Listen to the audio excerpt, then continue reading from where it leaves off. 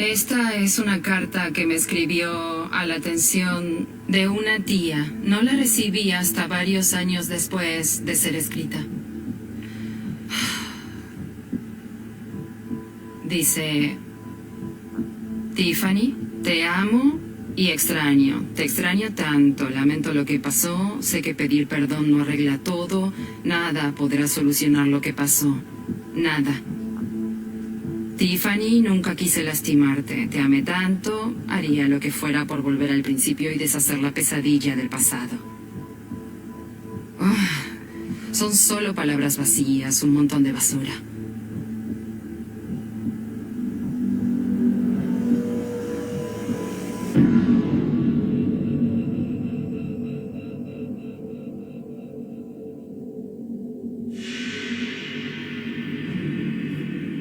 Esperamos 10 años que recibiera su sentencia, la que se buscó y merece.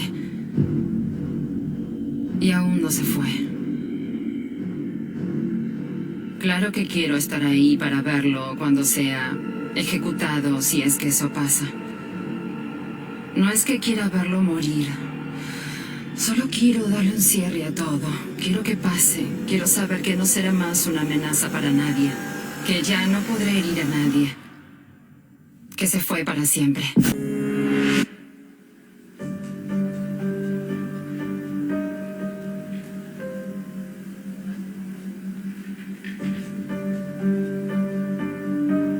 ¿Sientes que tu papá te amó? No. Siento que mi papá nunca me amó. Siento que él nunca fue capaz de amar a nadie. Nunca.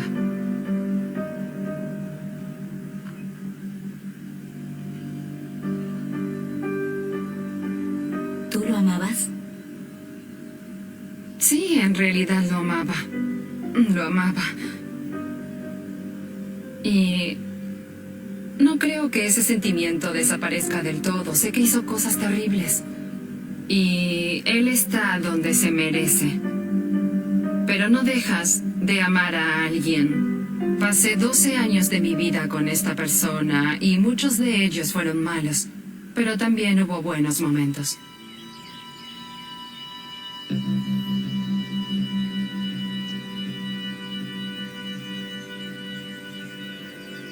Íbamos a la feria renacentista, o construíamos castillos de arena, o hacíamos arte. Hacíamos cosas divertidas. Era encantador, era atractivo, era divertido, era inteligente, era talentoso. Era todas esas cosas. Y en ese momento, cuando era una niña, admiraba mucho a mi papá.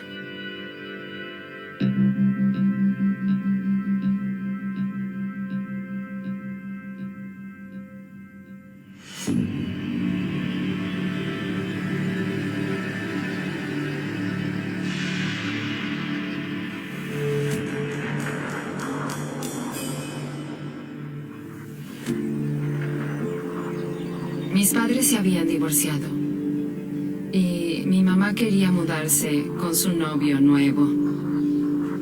Así que fuimos a vivir con papá. Era muy divertido visitarlo los fines de semana. Si tienes la idea de que cuando visitas a alguien es muy divertido estar ahí. Bueno, vivir con una persona y visitarla son cosas muy distintas.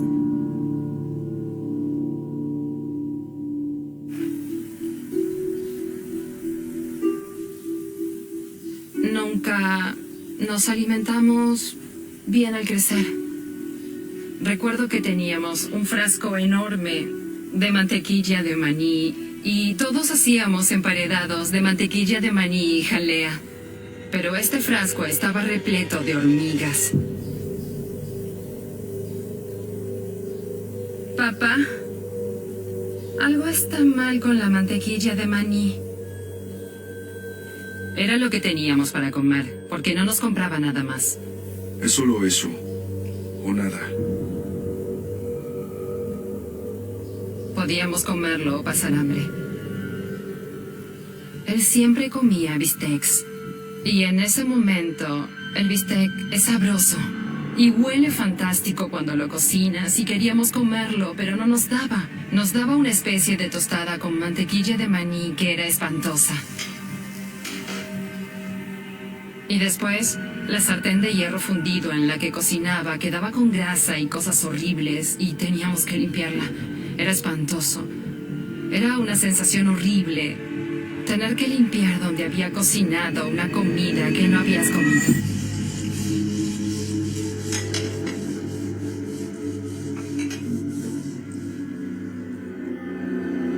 Su justificación era que él era el hombre de la casa y que ganaba plata, y si quería comer bistec, iba a comer su maldito bistec.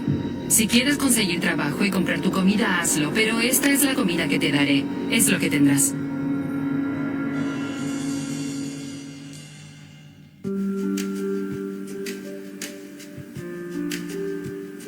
Siempre nos compraba cosas lindas, cosas materiales. Las mejores consolas de juegos, los mejores televisores, bicicletas.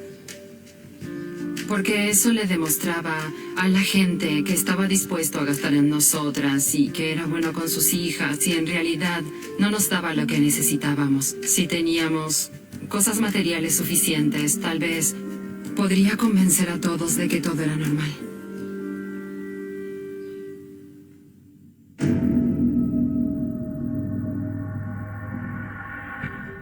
Después de mudarme con mi papá, el primer año pensaba que él era fantástico, que nadie tenía un papá tan buena persona como el mío. Alrededor de los 9 o 10 años empecé a fumar cigarros. Recuerdo que pensaba que el hecho de que nos diera cigarros y alcohol hacía que fuera un papá divertido. Pero muchas de las cosas de nuestra vida estaban boceteadas y guionadas. Y sabíamos qué era lo que teníamos que decir y hacer, cómo teníamos que actuar, qué debíamos vestir y pensar y sentir. Y nuestra apariencia siempre tenía que ser impecable y perfecta. Si íbamos a algún lado como familia, nuestro cabello tenía que estar de una forma. El atuendo tenía que ser específico. Teníamos que hablar y actuar de una cierta forma. Todo era como un espectáculo. Pero si no salía como él lo había planeado, entonces se desataba el infierno y todos en casa sufrían.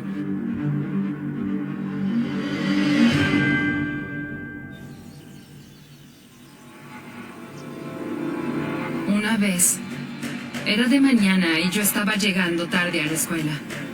Te dije que estuvieras preparada. ¡100% preparada! Y mi papá estaba tan enfadado porque estábamos ahí, sin importar la razón, estábamos intentando salir. Él nos gritaba y nos arrojaba cosas. ¡Pequeña ingrata! ¡Sal de mi vista! ¡Sal de mi vista ahora mismo! ¡Niña de mierda! No estaba dentro de lo que él esperaba y eso lo desubicó. Cualquier cosa fuera de lo normal lo enloquecía.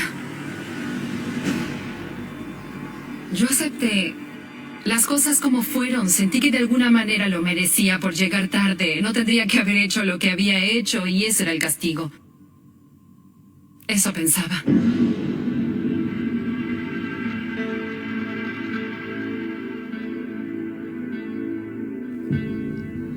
Después de vivir con mi papá, se volvió obvio que no le gustaba que nadie cuestionara su autoridad o cómo hacía las cosas. Lo tenías que aceptar o él te atacaría físicamente, sin dudarlo un momento. ¿Te gusta? ¡Devuélvemelo! ¡Es mío! ¡Devuélvemelo! Cuando era una niña, hacía cosas de niños. Era ruidosa, desafiante, gritaba en mi habitación y arrojaba cosas. ¿Qué está pasando? ¿Cómo se llevó mi diario? No es mi culpa. Basta, dame ese libro. Nos golpeaba muy fuerte y nos golpeaba en la cabeza. Nos jalaba el cabello y nos azotaba los pies y las piernas y lo que pudiera. Más te vale darme ese libro. Decía, deja de llorar, no se puede llorar en esta casa. Él odiaba el llanto, decía que no se podía llorar en su casa, lo cual es bastante difícil cuando te están golpeando. ¡Cállate! Cállate. Déjame. Cuanto más llorábamos, más se enfadaba. Cuando era niña no podía evitarlo. Yo lloraba porque no sabía qué más hacer y no sabía cómo guardarme ese sentimiento. Quieta. En ese momento, sin importar cuánto intentara, no podía dejar de llorar. No se volvían las sábanas y las ataba muy fuerte para que no pudiéramos movernos. Teníamos los brazos contra el cuerpo. Tranquila. Y también recuerdo no poder moverme y no poder respirar. Él tomaba una almohada y me asfixiaba.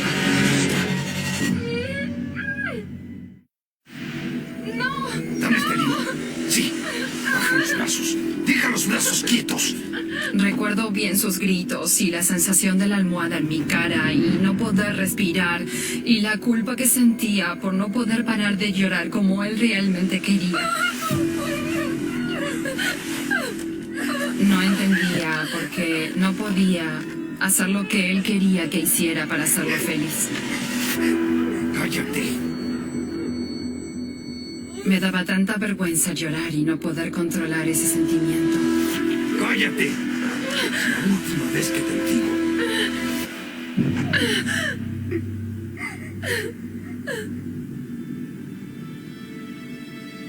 Mi hermana y yo nos volvimos muy buenas con esconder nuestros sentimientos y hasta el día de hoy ya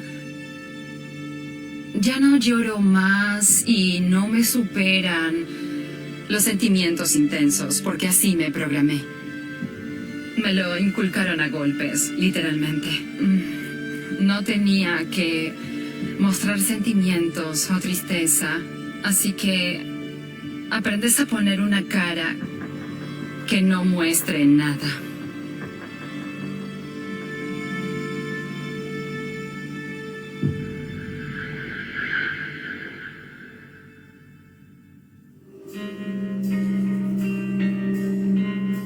Con mi hermana éramos inseparables de niñas, éramos muy cercanas.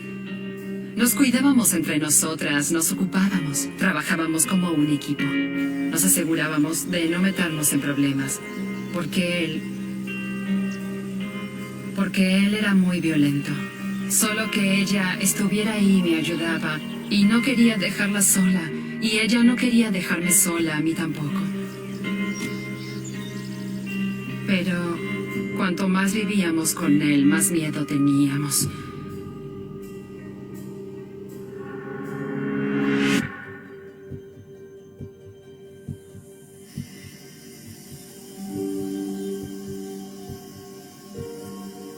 Mi papá trabajaba para Southwestern Bell como reparador. Creo que hacía reparaciones en casas, reparaciones de líneas telefónicas. Iba a trabajar muy temprano en la mañana, aún era de noche. Algunos días llegaba a casa muy tarde, como a las 9, 10 u 11 de la noche.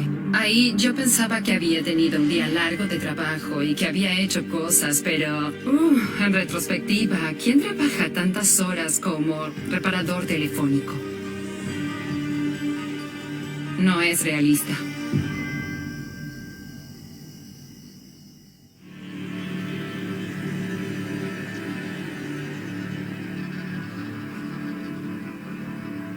Cuando nos dejaba solas en la casa, nos encerraba para que no pudiéramos irnos.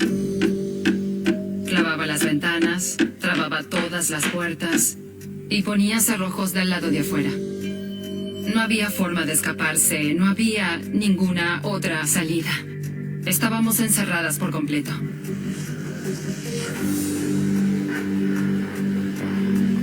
¿Saben una cosa? Lo hago para que estén seguras. Su excusa era que el mundo estaba lleno de gente mala que quería dañarte y que no podías confiar en nadie. No estábamos expuestas a nada diferente. Si eso es todo lo que te muestran, no tienes motivo para cuestionarlo. Así que lo acepté. Estaba bien. Nos advertía sobre toda la gente mala en el mundo. Pero él era la persona horrible en el mundo y no debería haber confiado en él. Eso es algo muy difícil de superar.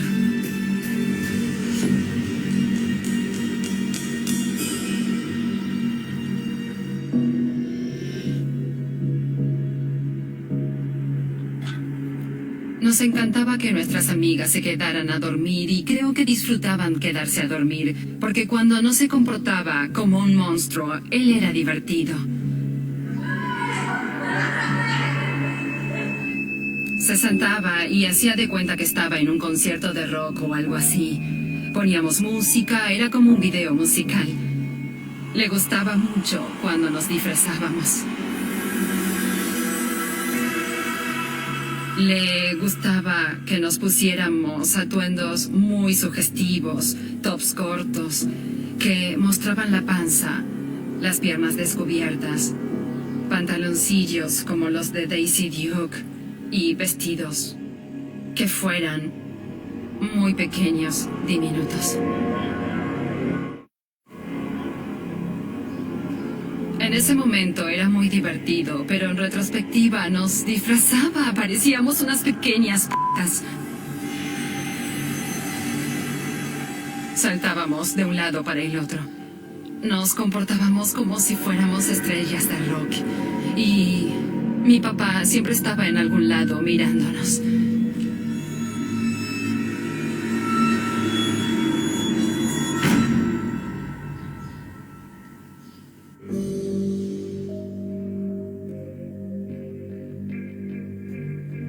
Mi papá siempre nos hacía chocolate caliente. Nos sentábamos en la sala de estar y nos lo traía antes de ir a la cama a dormir. Mi hermana siempre decía, no tomes el chocolate caliente, sabe raro. Y era verdad, lo recuerdo, pero yo no pensaba en nada, pensaba que era una marca de chocolate mala y barata. Lo tomábamos y al poco tiempo nosotras nos cansábamos y luego nos dormíamos. Y de repente era de mañana. Él nos drogaba.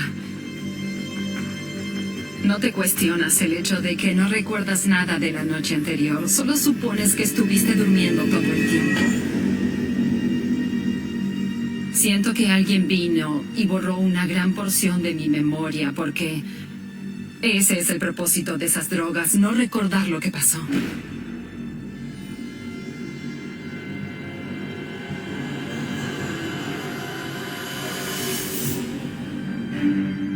Fue horrible. Es algo que no quieres recordar. Hay un motivo por el cual tu cuerpo trata de olvidarlo completamente. Dada la naturaleza del hecho de que nos drogaba muy seguido, no recuerdas bien qué pasó exactamente. Pero solo recuerdas pequeñas cosas, porque es todo lo que recuerdo. Partes pequeñas de cosas que pasaron. Y es difícil a veces hacer que eso tenga sentido.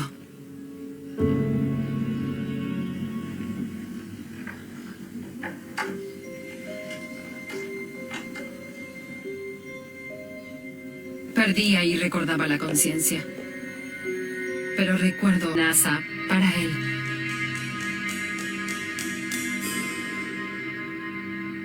Y yo no sabía qué hacer.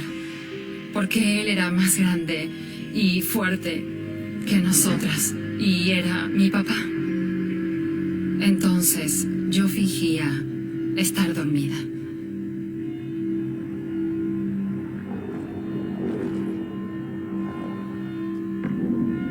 No quería contarle a nadie porque me daba vergüenza. Con desesperación quería que no fuera cierto. Así que intentaba no pensar en eso.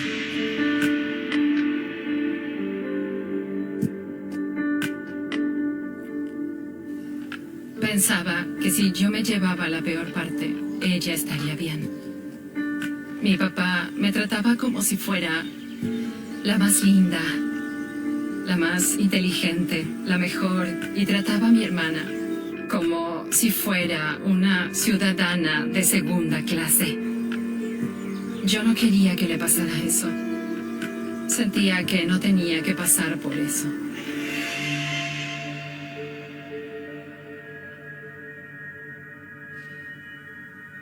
Solo puedo imaginar cuántas veces pasó y no recuerdo que pasara.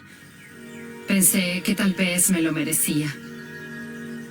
Siempre me sentí culpable. Cada vez que mi papá me abusaba, me sentía culpable, porque tal vez yo me lo merecía. Lo único que quería era ser esa niña ideal que él me había ordenado que fuera. Y cuando no cumplía con eso, me sentía culpable, sentía que merecía ser castigada.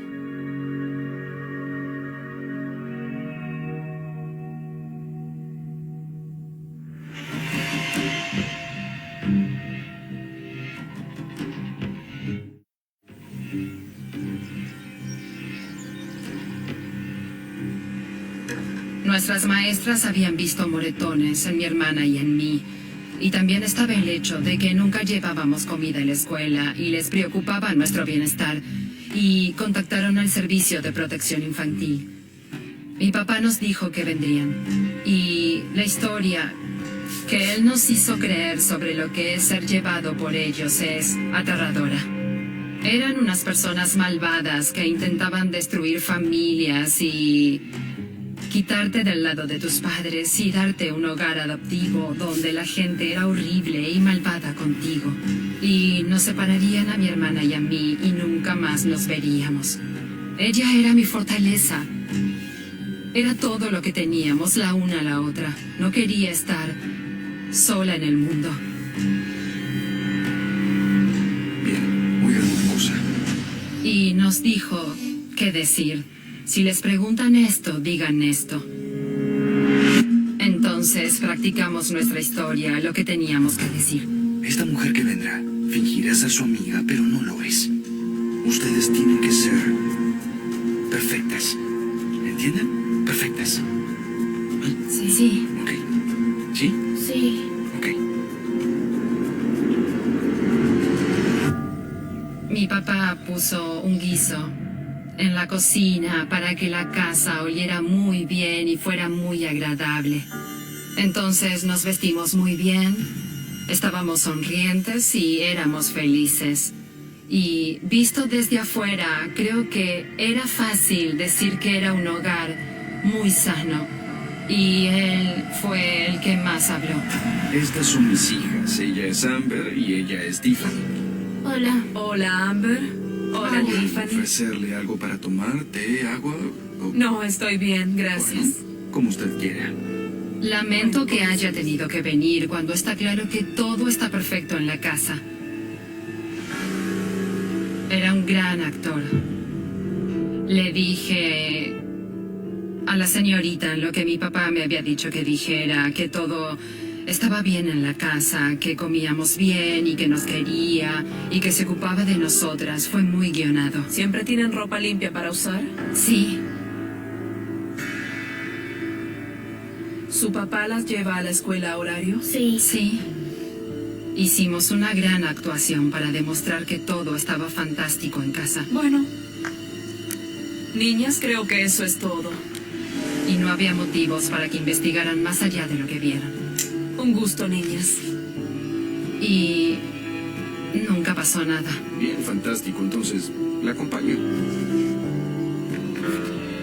Niñas, digan adiós. Adiós.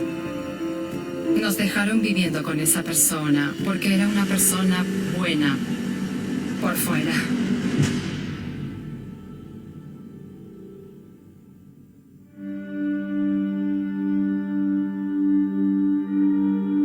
Empecé a perder las esperanzas. Pensé que nunca podríamos salir de esa situación, que nunca mejoraría, que seguiría todo igual.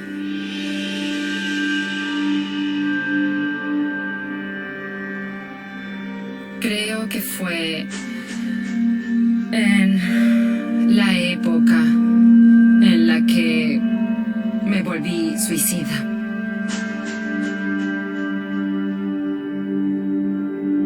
Yo ya no quería vivir más porque no me sentía cuidada. No me sentía querida por nadie.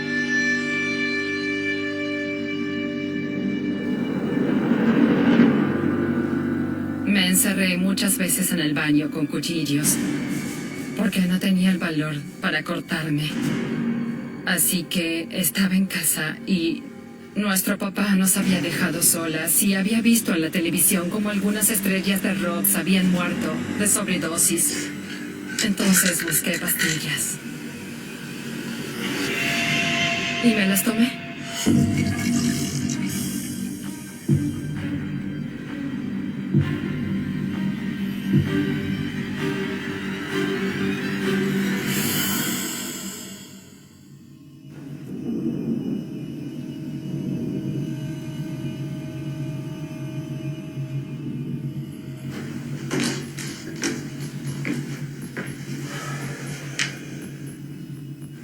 ¿Qué es lo que hiciste? Mi papá intentó motivarme. Me dijo que no tenía que sentirme deprimida y que nunca más hiciera algo así. Me siento mal. No te sientas mal. Levántate. Es hora de cenar. Creo que más devastador que el sentimiento de llegar a ese punto fue darme cuenta de que yo no le importaba. Parecía no importarle en absoluto que hubiera intentado matarme. Y recuerdo decirle a mi hermana, ¿para qué vale la pena vivir si a tu propio papá no le importa si vives o mueres? Ella no quería que muriera. Quería que estuviera con ella. No quería estar con él.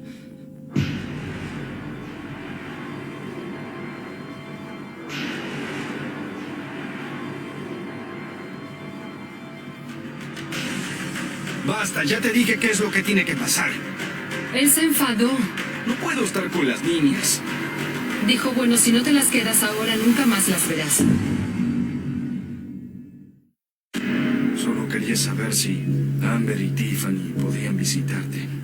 Mi papá llamó a mi abuela ese verano y le preguntó si mi hermana y yo podíamos visitarla. No es bueno que estén acá ahora.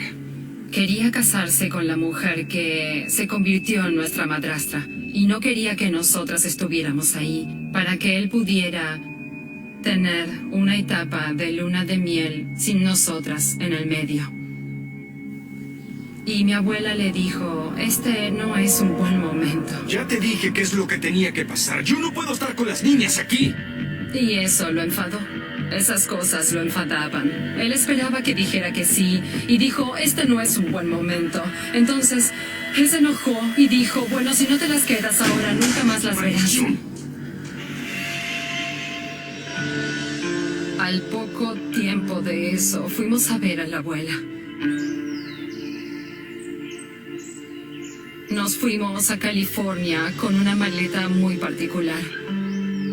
Tenía un par de cambios de ropa, solo eso. Pensábamos que regresaríamos en un mes. Y no volvimos.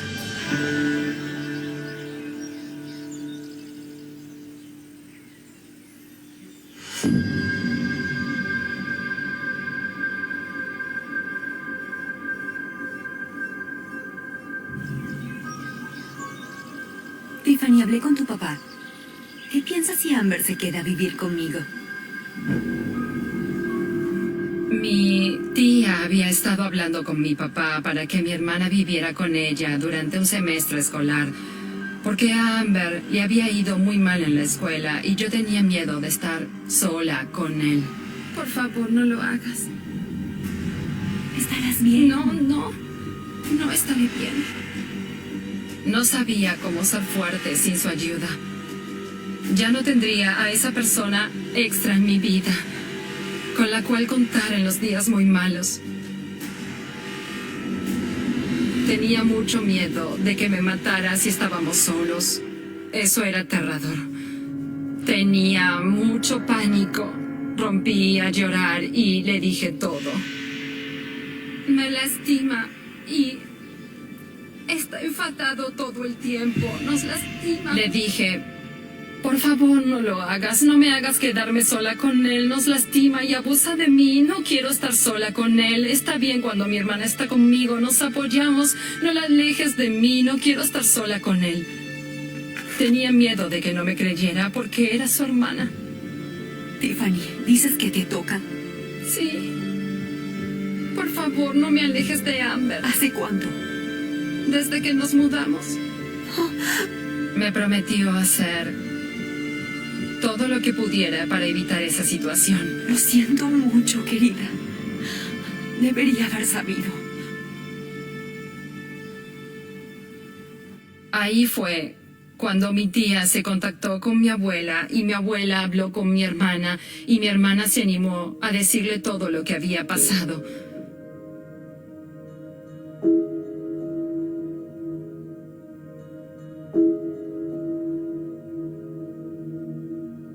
Recuerdo estar sola con mi hermana y ella lloraba y decía, no sabía que también te pasaba a ti. A mí también me lo hizo. Ninguna sabía que la otra había sido abusada por él. Se sentía tan culpable. No quería decir nada. Pensé que si me callaba, él no te iba a tocar. No paraba de decir, pensé que era solo a mí. Pensé que era solo a mí, que no te lo haría a ti. Lo siento, no pude protegerte. Ese día fue un día terrible para mí. Me enteré de que la persona que más me importaba en la vida y a la cual intentaba mantener a salvo ya no estaba a salvo. Sin importar los esfuerzos que hubiese hecho para mantenerla segura, fue devastador.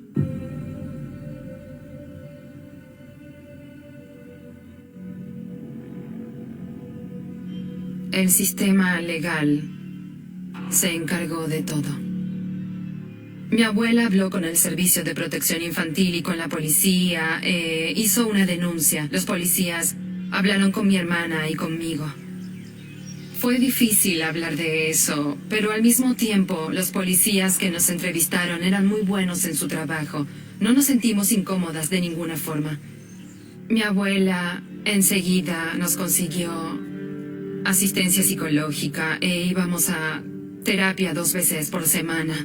Pasé por 5 terapeutas antes de encontrar al correcto y pude abrirme y con el tiempo aprendes a aceptar que esas cosas malas que te pasaron no tienen que definirte como persona, que puedes hacer que salga algo positivo de cualquier situación mala.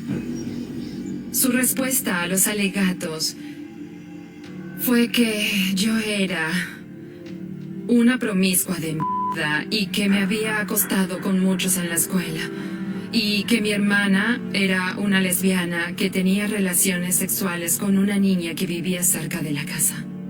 El periodo de tiempo al cual se refería en el que yo en teoría era una promiscua de mierda tenía 11 años. Y mi hermana tenía 12. Intentaba desacreditar lo que decíamos de él.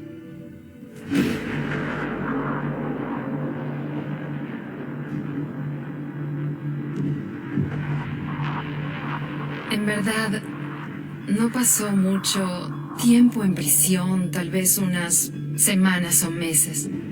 Nosotras vivíamos con miedo, temíamos que apareciera en la puerta y tomara represalias.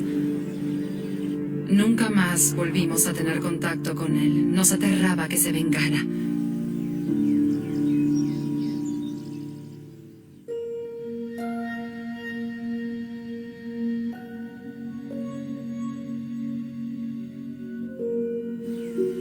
Mi hermana y yo nos seguimos siendo cercanas. Ella se escapó de casa cuando yo tenía 15. Dijo que no le gustaba estar rodeada de paredes. No quería vivir con mi abuela porque ella tenía reglas. Mi hermana no quería reglas. No quería una estructura. Cada tanto me enteraba algo de ella, alguna que otra cosa, y me preocupaba por ella.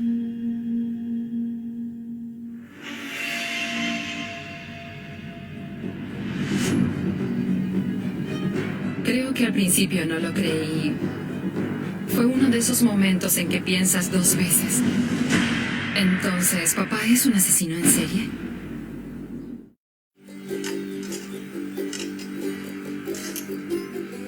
No había tenido mucho contacto con mi hermana. recibí una llamada de ella. Hola. Y fue muy raro que me llamara porque nunca me llamaba para nada, así que atendí el teléfono y ella me lo dijo sin siquiera endulzarlo, solo dijo, oye, ¿viste las noticias? O algo así, y dije no. Y ella dijo, bueno, papá es un asesino en serie. Lo dijo justo así, papá es un asesino. Y yo dije, bien, ¿qué quieres decir? Papá es un asesino en serie. Ella dijo, salió en la televisión, fue arrestado por sospecha de asesinato de todas esas mujeres en Houston. Terminé la llamada y en efecto... El hombre acusado del crimen es Anthony Allen Shore, de 41 años. Resultó todo verdad.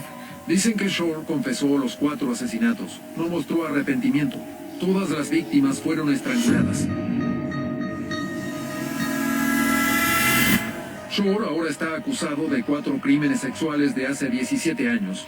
Los asesinatos fueron en un periodo de 9 años y las autoridades temen que haya asesinado a otras.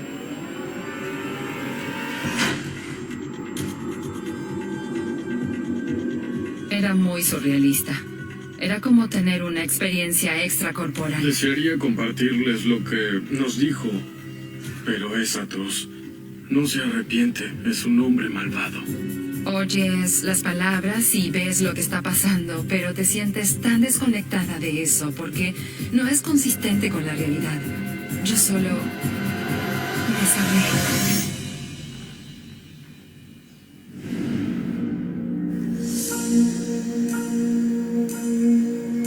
Estas son todas las mujeres que asesinó. Y niñas. La edad varía entre los 9 y los 21 años. Mira esas caras. Y es devastador. Es muy triste porque eran muy jóvenes, nunca tuvieron la oportunidad de ser adultas.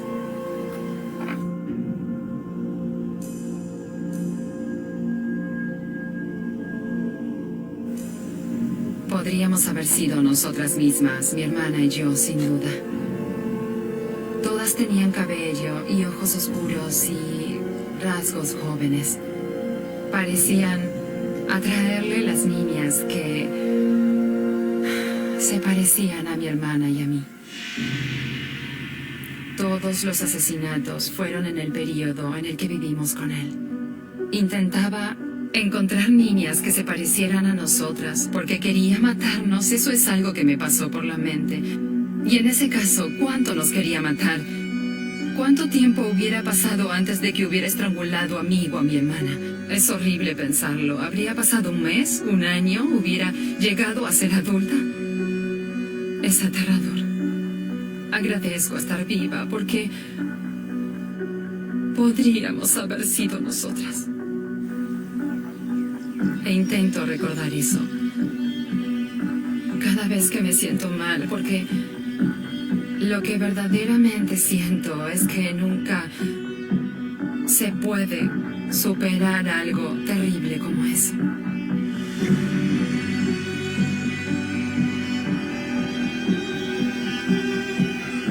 Después de enterarme, me volvieron un montón de recuerdos, cosas que parecían sin importancia, se volvieron relevantes.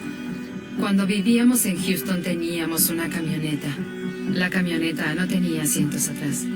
Él tenía una camioneta estereotípica de asesino en serie y yo andaba en ella. Recuerdo ver a esta niña caminando y no había nadie más. Solo la recogí y la metí en la camioneta. Nadie vio una Mi papá recogía gente.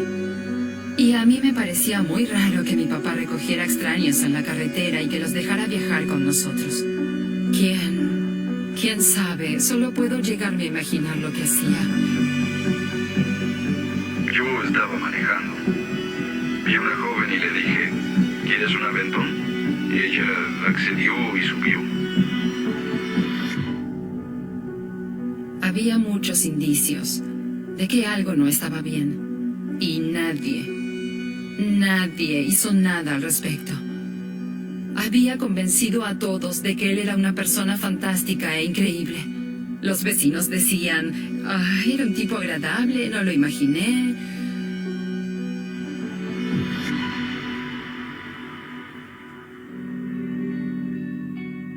Cuando dijeron que iba a recibir la pena de muerte, fue casi un alivio, porque al fin pensé que se iba a ir. Ya sabes, podría darle un cierre. No tendríamos que preocuparnos más por qué haría después, o si heriría a alguien más, o manipularía a otra persona.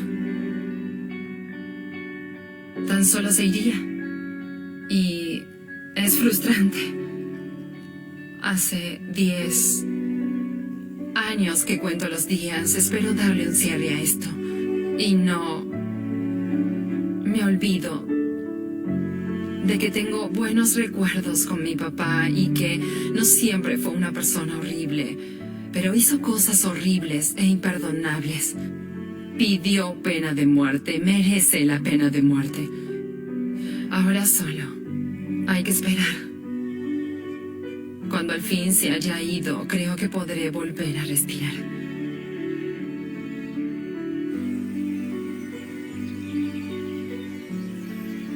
Pero hace años que no sé nada de mi hermana. No sé si está viva, no sé si está muerta, no sé si está en prisión o si puso su vida en orden. No lo sé qué pasó. La historia comienza como una de esas que parecen imposibles, tan retorcidas que cuesta creer que hayan ocurrido en el mundo real. Sin embargo, lo que vas a escuchar no pertenece a una novela, ni a un guión cinematográfico escrito para escandalizar a una audiencia. Es una verdad documentada, ocurrida en un tranquilo vecindario donde los horrores más profundos se escondían tras la fachada de la normalidad. Una historia donde la inocencia de una niña fue devorada lentamente por la obsesión de un hombre cercano a la familia, alguien en quien todos confiaban. Ese hombre no solo se llevó a la pequeña una vez, sino dos. Y cada vez lo hizo con tal frialdad, con tal manipulación, que el mundo entero se estremeció al conocer los detalles. Imagina un vecindario de los años 70 en Estados Unidos, un barrio de casas ordenadas, jardines cuidados, calles tranquilas, familias que se conocían entre sí, que compartían cenas, que se ayudaban cuando alguien enfermaba. Un lugar en apariencia seguro, donde los niños jugaban libremente al caer la tarde y los adultos confiaban en que sus vecinos velarían por ellos. En medio de ese escenario vivía una niña llamada Jan, de apenas 12 años, curiosa, risueña, llena de sueños y de esa inocencia luminosa que caracteriza a los que todavía creen que el mundo es un lugar bueno. Junto a sus padres y hermanas, formaba parte de una familia que, como tantas otras, creía haber encontrado la paz en un entorno de confianza. Lo que nunca imaginaron es que la amenaza más grande no vendría de un desconocido en la oscuridad de la noche, sino del hombre que llamaban amigo, vecino, casi parte de la familia. Su nombre era Robert Berchtold, aunque todos lo llamaban simplemente B, un hombre carismático, sonriente, servicial. Era ese tipo de persona que siempre parecía dispuesto a ayudar. El vecino que cortaba el césped de la casa de al lado sin que nadie se lo pidiera, el que organizaba barbacoas los fines de semana, el que llevaba flores cuando alguien enfermaba. Para los adultos, era un buen hombre, alguien de confianza. Para los niños, era un adulto divertido, con quien podían reír y sentirse comprendidos. Nadie podía sospechar que detrás de esa sonrisa amable se escondía una obsesión enfermiza, una atracción oscura e inconfesable hacia la pequeña Jan. Lo que comenzó como un gesto de cercanía, pronto se transformó en un plan cuidadosamente elaborado, donde cada palabra, cada acción, estaba dirigida a un solo objetivo: acercarse a ella, dominarla y, finalmente, arrebatársela a su familia. B no era un hombre impulsivo. Su monstruosidad no se mostraba en estallidos de violencia repentina, sino en la paciente construcción de una red de manipulación. Ganó la confianza de los padres, de los hermanos y, sobre todo, de Jan. La llevaba a paseos en coche, le compraba regalos, le hablaba como si fuera su igual. Mientras tanto, plantaba semillas de engaño en la mente de los adultos, haciéndolos creer que él solo quería el bien de su hija, que la cuidaba casi como si fuera suya. Poco a poco, la familia comenzó a bajar la guardia, y fue entonces cuando la primera desaparición ocurrió. Era una tarde aparentemente normal. Jan había ido a montar a caballo con B, algo que había ocurrido muchas veces antes. Sus padres no sintieron temor alguno. Confiaban en él como en un tío de sangre. Pero aquella tarde, ni B ni Jan regresaron. Pasaron las horas y la tranquilidad de la casa se transformó en ansiedad. Las llamadas comenzaron, primero tímidas, después frenéticas. Nadie contestaba. La noche cayó, y con ella el silencio se volvió insoportable. Al amanecer, el pánico ya era insoportable. Su hija había desaparecido. La policía inició la investigación. En un principio, algunos agentes no podían creer lo que escuchaban. ¿Un vecino respetable secuestrando a la hija de unos amigos? Les parecía inverosímil, pero conforme los días se convirtieron en semanas, la evidencia era clara. Jan estaba en manos de B. Y lo que sucedió durante esos meses de cautiverio es tan perturbador que aún hoy resulta difícil de procesar. B había preparado su crimen con minuciosidad.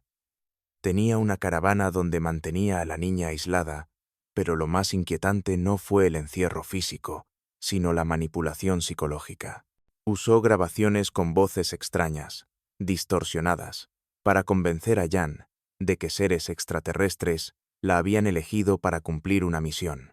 Según ese relato delirante, debía unirse a él, debía obedecerlo, porque de lo contrario, el mundo entero sufriría. Y la niña, atrapada en su vulnerabilidad, en su incapacidad de distinguir entre realidad y mentira, creyó. Se convirtió en una prisionera no solo de las paredes de esa caravana, sino de un relato macabro que la convenció de que amar a su secuestrador era un deber sagrado. Cuando finalmente fue rescatada, la historia parecía llegar a su fin, pero no era así. El trauma había dejado huellas invisibles. La confianza en los adultos había sido resquebrajada, y lo más alarmante, B no se dio por vencido. Continuó orbitando alrededor de la familia, encontrando formas de mantener contacto con Jan, de debilitar las defensas de sus padres, de introducirse una vez más en sus vidas. Lo que vendría después demostraría hasta qué punto una mente obsesionada puede persistir en sus deseos.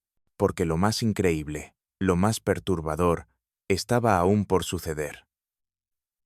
Jan sería secuestrada por segunda vez, por el mismo hombre, bajo las narices de todos. Para entender cómo esto fue posible, hay que sumergirse en la compleja red de emociones, culpas y secretos que rodeaban a los padres de Jan. B no solo manipuló a la niña, también jugó con las debilidades de los adultos. Conquistó la confianza del padre, estableció una relación ambigua y confusa con la madre, creando una telaraña donde el chantaje y la culpa se mezclaban con la vergüenza.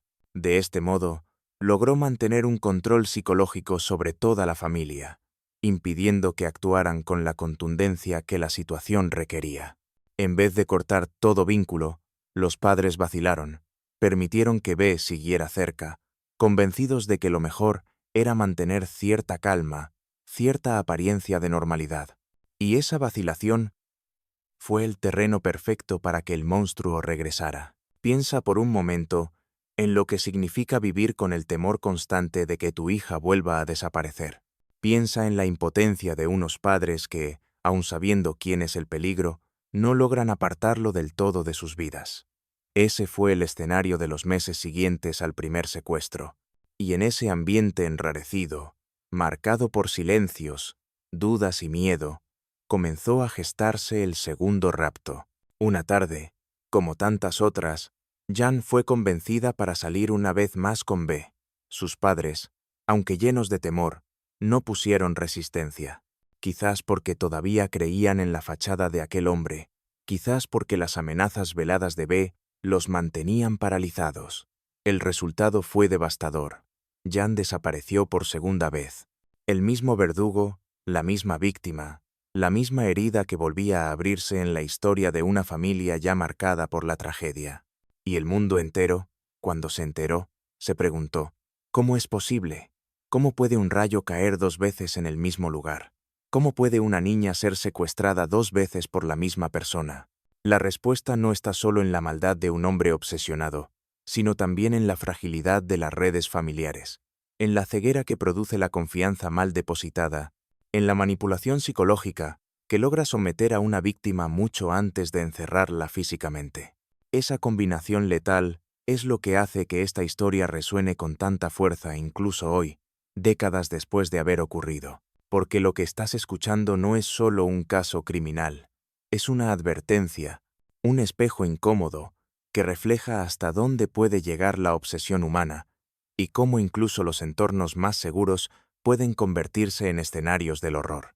Jan no fue una víctima al azar, fue el objetivo de un plan frío, calculado, sostenido durante años.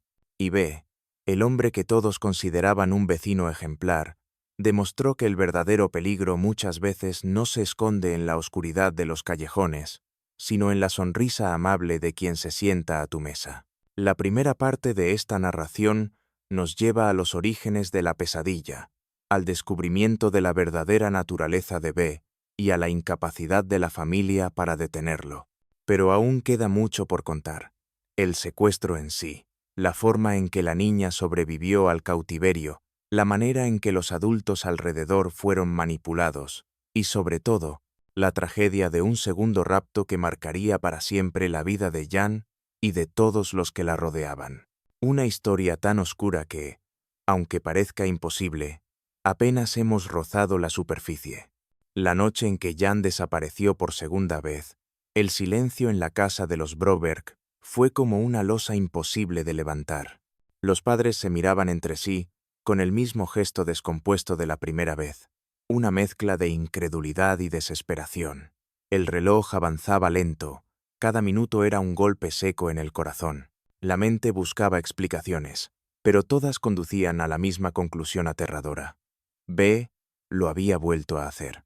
Ese hombre que seguía orbitando alrededor de la familia, que parecía tener un control invisible sobre todos, había conseguido su propósito una vez más, y lo había hecho de manera tan limpia, tan calculada, que parecía que nadie podría detenerlo. Mientras tanto, Jan viajaba en el asiento del copiloto, mirando el horizonte que se oscurecía por la ventana del coche. Su mente estaba atrapada en una maraña de emociones contradictorias. Miedo, confusión, pero también una extraña sensación de obligación. Recordaba las palabras que B había grabado en aquellas cintas con voces extrañas. Los seres del planeta la habían elegido, debía obedecer, debía unirse a él, porque de lo contrario, su familia sufriría. Esa narrativa, absurda para un adulto, era un dogma inquebrantable en la mente de una adolescente vulnerable. Su voluntad ya no era suya. Había sido moldeada, torcida y programada para servir a la fantasía enfermiza de aquel hombre. El coche avanzaba por carreteras desiertas, alejándose cada vez más de la ciudad. B conducía con la tranquilidad de quien cree tener el control absoluto. No había prisa en sus movimientos, no había titubeos. Para él, todo formaba parte de un plan que llevaba años elaborando. Cada palabra de halago, cada visita a la casa de los Broberg, cada pequeño gesto de confianza, había sido una pieza en un tablero mayor. Y ahora, al mirar de reojo a Jan, podía ver cómo la obsesión que lo devoraba se convertía en algo real. En su mente, ella no era una niña, era la elegida, la destinada a cumplir con él una misión sagrada. En la casa, los padres de Jan hicieron lo que cualquier padre haría. Llamaron a la policía, gritaron por ayuda, buscaron desesperadamente algún rastro.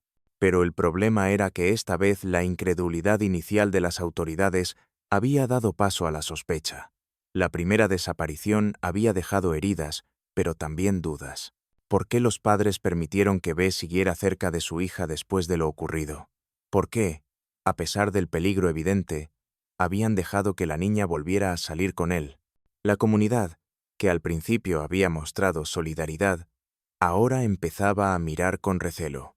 El juicio social se mezclaba con la investigación, y en medio de todo eso, los Broberg se hundían en la vergüenza y la impotencia. Cada llamada a la policía terminaba en la misma respuesta. Estamos buscando, pero no tenemos pistas claras. Cada amanecer era una condena, porque no sabían si su hija estaba viva, si sufría, si volverían a verla.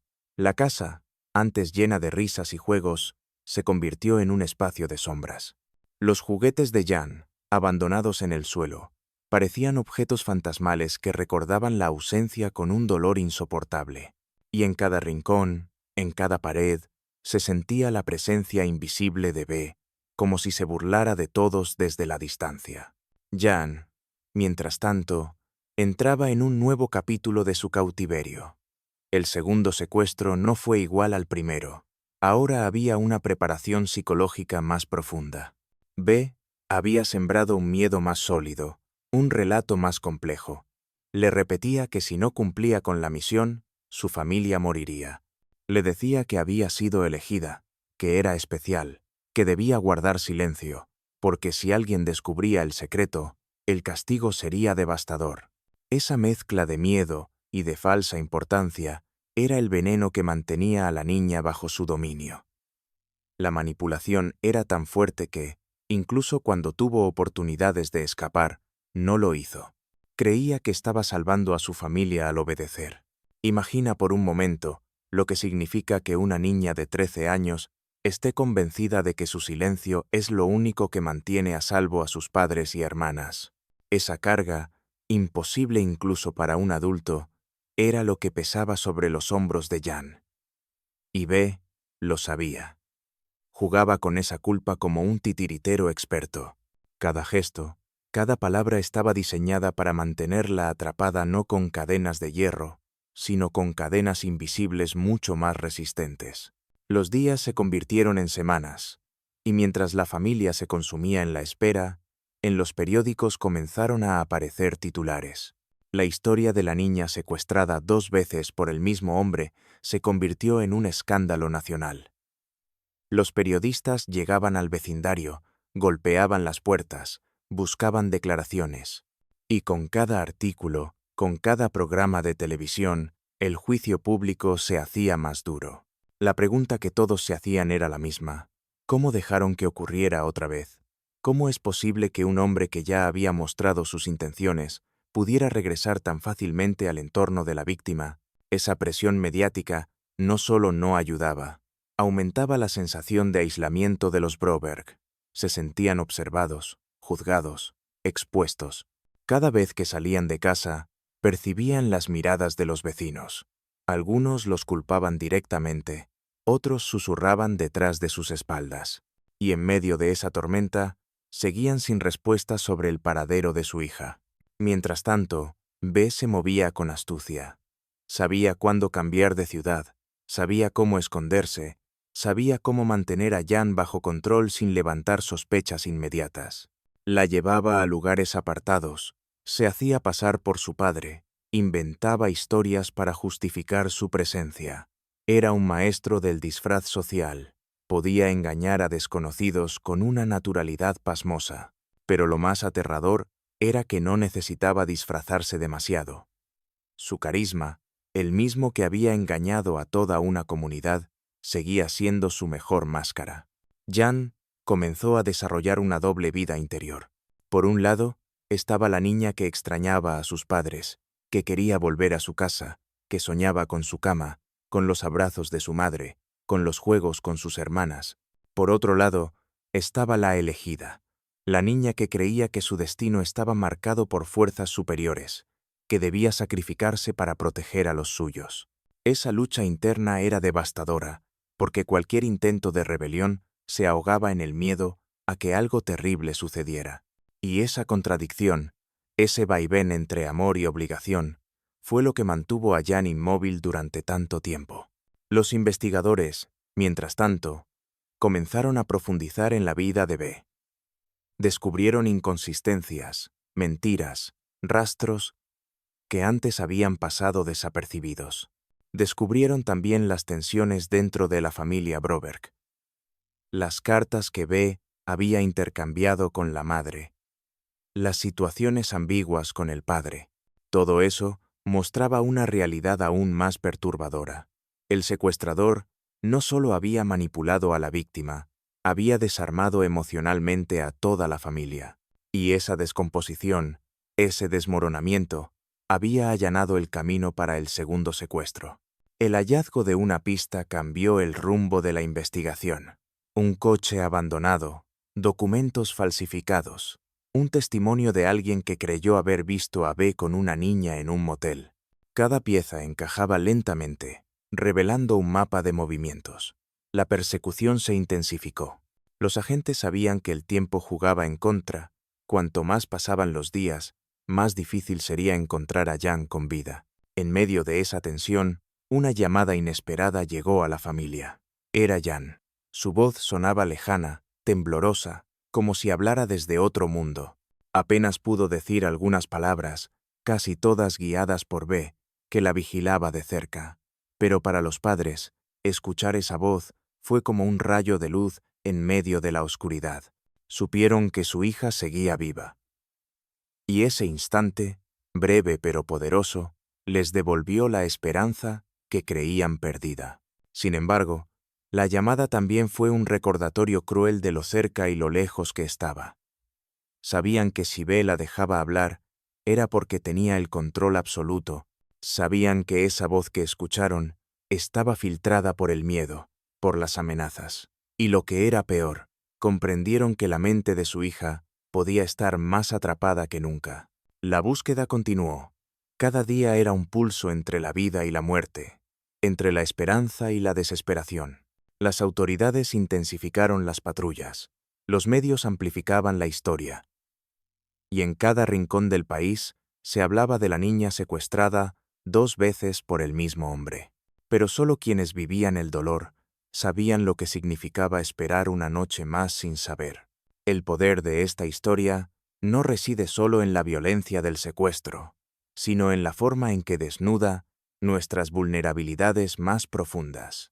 La confianza ciega, el deseo de creer en la bondad del otro, el miedo a enfrentar la verdad. Todo eso fue lo que permitió que un hombre con rostro amable pudiera arrastrar a una familia entera hacia el abismo. Y ahora, mientras Jan seguía en cautiverio, esa lección se volvía más cruel que nunca, porque lo que estaba en juego ya no era solo la vida de una niña. Era la demostración de que la obsesión, cuando se mezcla con el engaño y la manipulación, puede romper los lazos más sagrados, puede desarmar a los padres frente a sus hijos, puede destruir la seguridad de un hogar entero. El segundo secuestro no era solo una repetición del primero. Era la confirmación de que el mal, cuando no se enfrenta con firmeza, regresa con más fuerza. Y ese regreso estaba marcado por una tensión insoportable, por un miedo que se extendía como una sombra sobre todos los que conocían la historia. Y así, mientras la investigación avanzaba lentamente, mientras la familia se consumía entre la culpa y la esperanza, y mientras B seguía alimentando su fantasía enfermiza con cada palabra que dirigía a Jan, la pregunta seguía latiendo en el aire. ¿Hasta dónde llegaría este hombre? ¿Qué estaba dispuesto a hacer para mantener a su víctima bajo su poder? Y lo más aterrador, ¿cuánto más podría resistir una niña atrapada en esa telaraña de manipulación y terror? La habitación en la que Jan despertaba cada mañana era pequeña, apenas iluminada por una ventana cubierta con cortinas pesadas. Afuera no había paisaje reconocible, solo un terreno árido y silencioso, como si el mundo entero se hubiera reducido a ese espacio en el que estaba atrapada. El aire olía a encierro, a miedo acumulado. Sobre la mesa había restos de comida, libros escogidos por B, y siempre, las grabaciones con aquellas voces distorsionadas que hablaban de la misión, de la amenaza, del supuesto destino que ella debía cumplir. Era como vivir en un sueño oscuro, del que no podía despertar. Porque su mente, todavía frágil, estaba convencida de que esas voces eran reales, de que fuerzas invisibles la vigilaban y la juzgaban. B. Había perfeccionado su manipulación. Ya no necesitaba repetir con tanto esfuerzo las mismas historias, porque la idea estaba plantada profundamente en la mente de Jan. Bastaba una mirada, una palabra, para recordarle el peso de la misión. La niña, cada vez más sumisa, comenzaba a aceptar como naturales cosas que en otro contexto la habrían aterrorizado. Lo más inquietante era que había empezado a justificarlo en su interior. Si todo esto era para proteger a su familia, entonces debía soportarlo. Esa aceptación resignada era el triunfo más grande de su secuestrador. Mientras tanto, en la casa de los Broberg, el tiempo parecía haberse detenido. Las noches eran eternas, llenas de susurros ahogados y lágrimas silenciosas. El padre recorría la sala una y otra vez, incapaz de dormir, como si con su movimiento pudiera evitar que la desesperación lo consumiera. La madre, hundida en la culpa, repasaba una y otra vez las decisiones tomadas, cada permiso concedido, cada duda silenciada. La relación entre ellos se resquebrajaba, porque el dolor no los unía, los separaba. Ambos se culpaban a sí mismos, pero también al otro, y en medio de ese vacío, las hermanas de Jan crecían entre murmullos y preguntas sin respuesta. El vecindario, que al principio los había rodeado con gestos de apoyo, ahora parecía una jaula de miradas acusatorias. Algunos evitaban hablarles, otros los señalaban con palabras duras.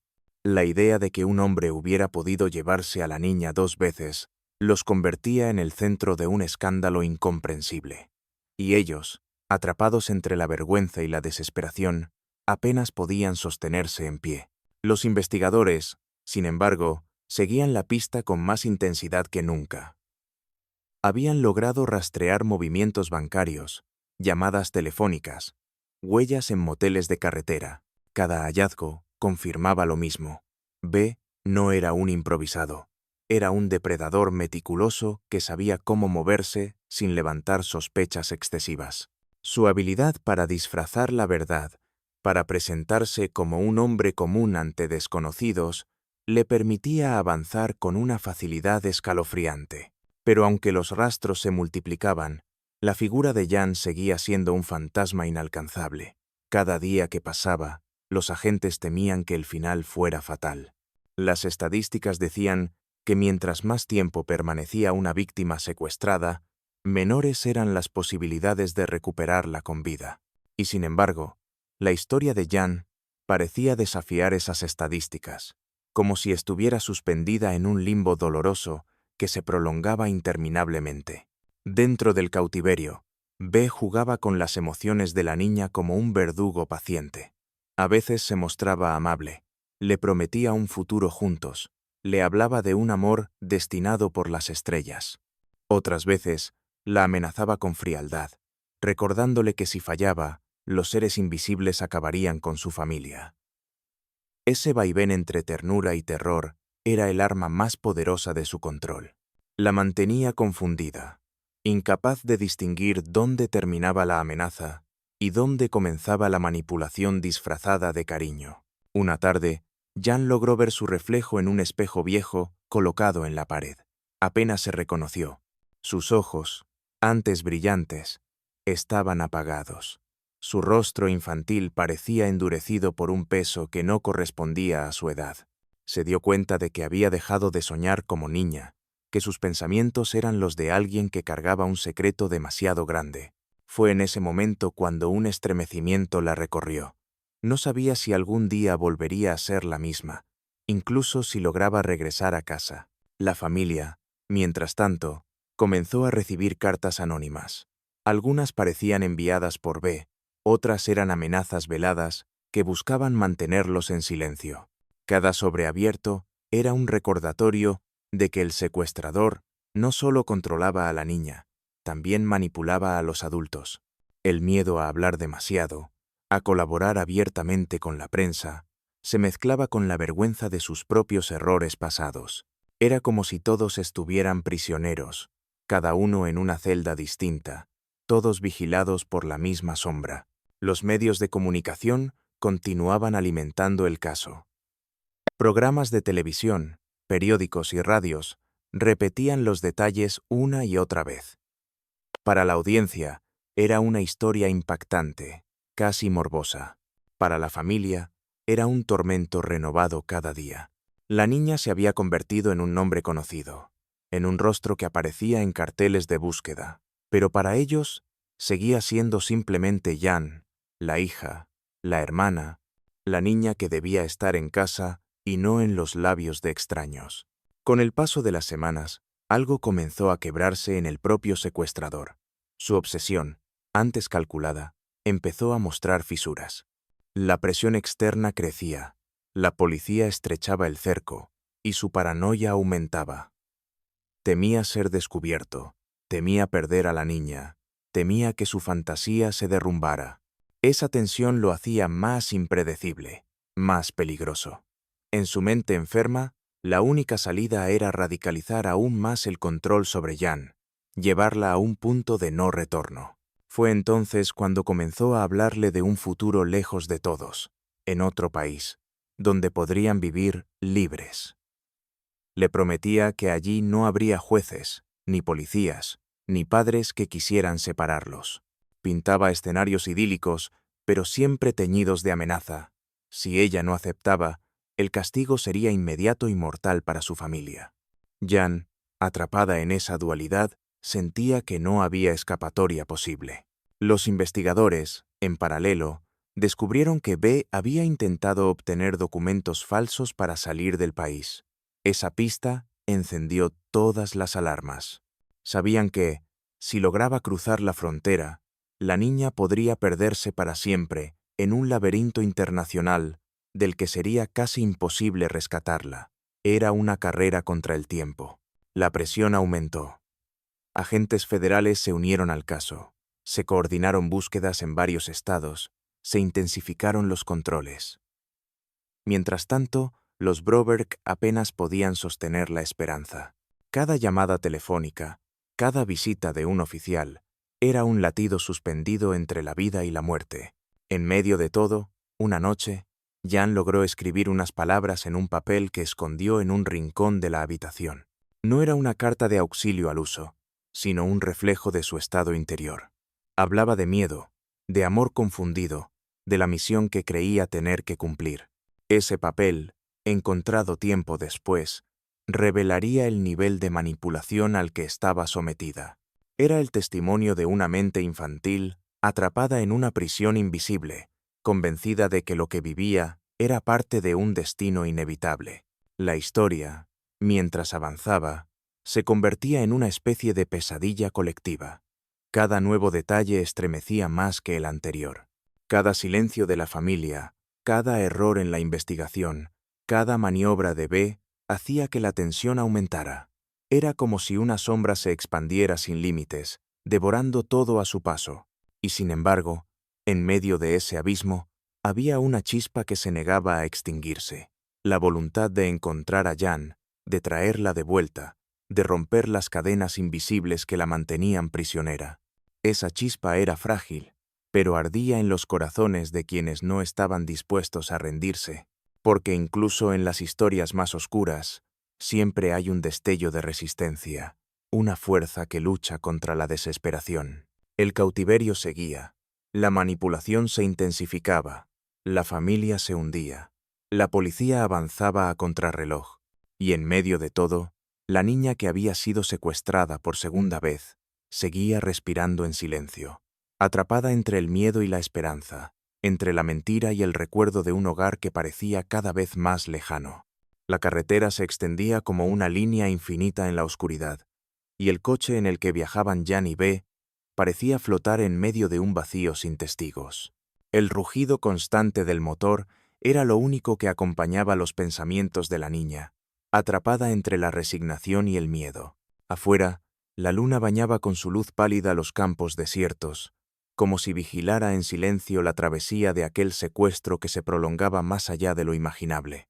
Jan mantenía los ojos fijos en el vidrio, como si pudiera atravesar con la mirada las sombras de la noche y encontrar, en algún punto, el camino de regreso a casa.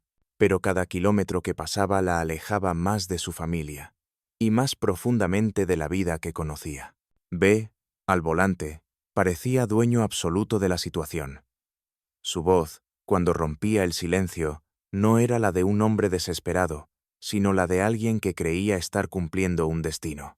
Le hablaba a Jan de lo que sería su nueva vida juntos, de cómo viajarían a otros países, de cómo los seres, que los observaban desde lo alto, la habían elegido a ella y solo a ella. Sus palabras eran suaves, casi hipnóticas, pero en cada sílaba se escondía la amenaza. Si no cumplía, si dudaba, si traicionaba la misión, el castigo sería mortal para toda su familia. El viaje los llevó a moteles de carretera, a casas alquiladas con nombres falsos, a escondites improvisados en los que Jan apenas entendía dónde estaba. El tiempo se diluía en una rutina que parecía eterna. Días de encierro, conversaciones cargadas de manipulación, noches de miedo.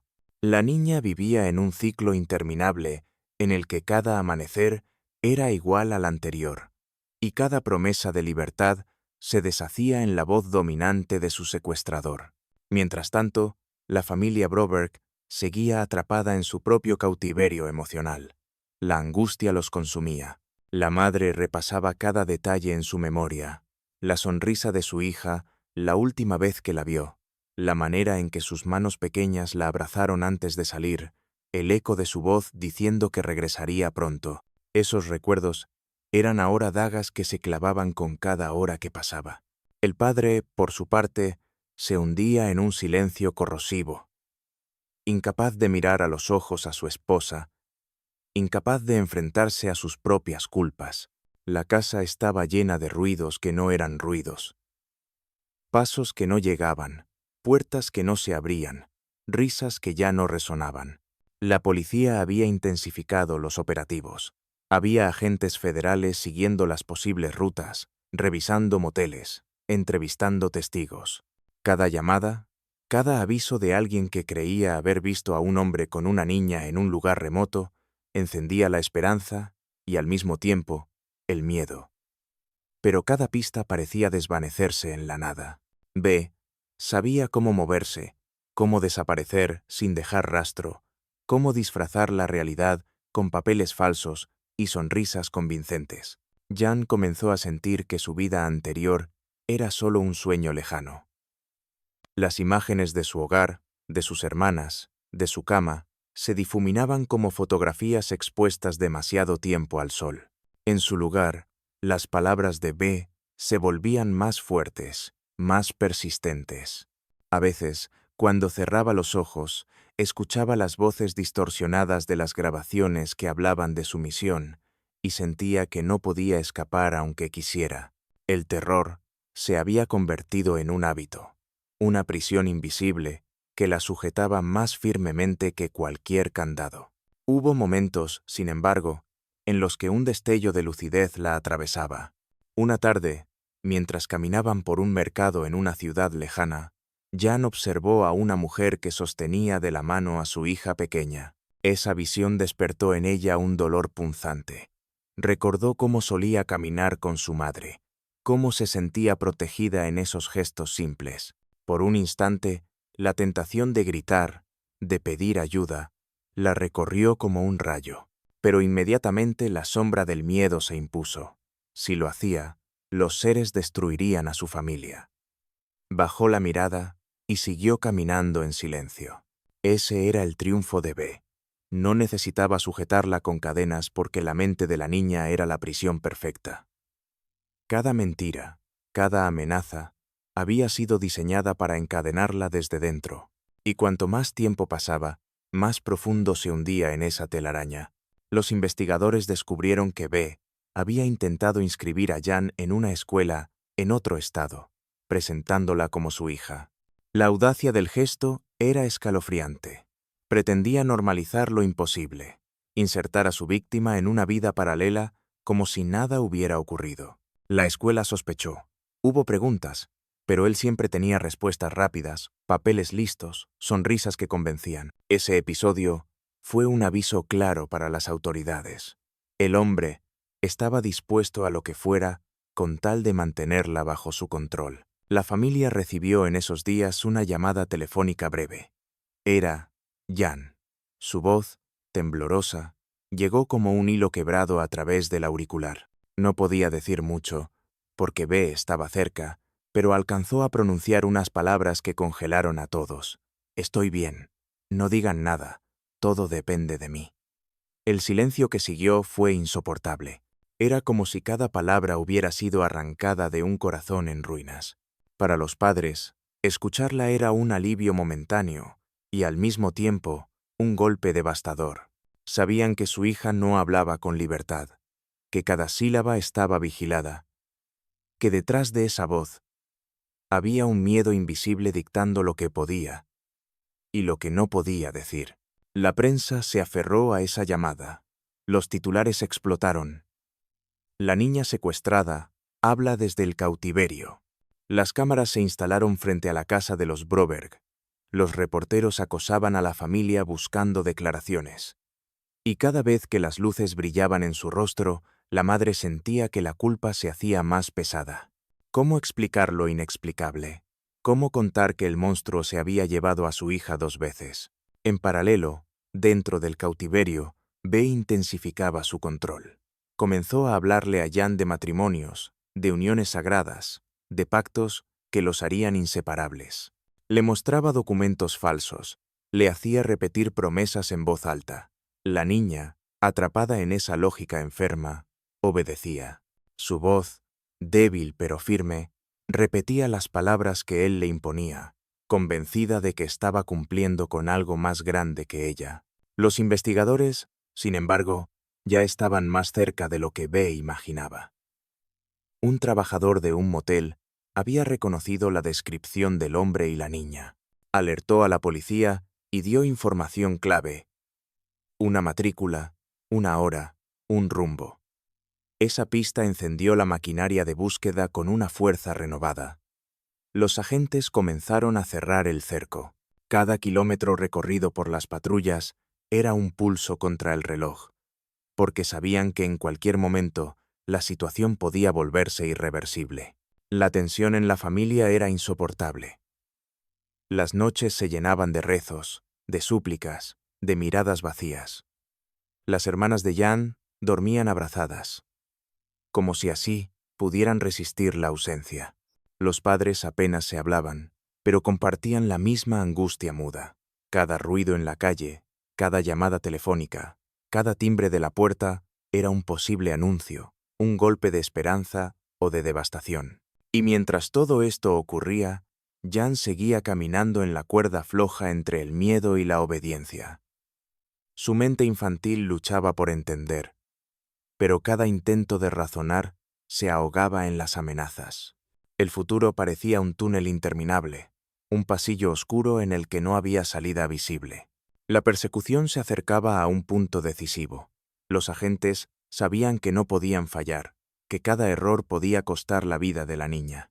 Las coordenadas se estrechaban, los testimonios se confirmaban, las piezas del rompecabezas comenzaban a encajar. Y en el aire, una pregunta latía con fuerza creciente. ¿Lograrían rescatarla antes de que B cumpliera su amenaza de desaparecer para siempre con ella? La noche caía una vez más sobre el escondite donde Jan permanecía prisionera. Afuera, el viento golpeaba las paredes, como si el mundo entero respirara con violencia contenida. Adentro, la niña cerraba los ojos, escuchando las palabras de su secuestrador, repitiendo las frases que la mantenían encadenada. No sabía que, en algún punto cercano, la realidad estaba a punto de chocar con fuerza contra el muro de mentiras que la aprisionaba.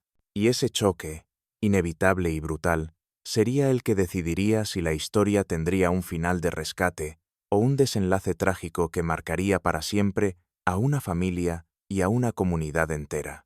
El amanecer llegó gris, con un cielo cubierto de nubes pesadas que parecían anunciar tormenta.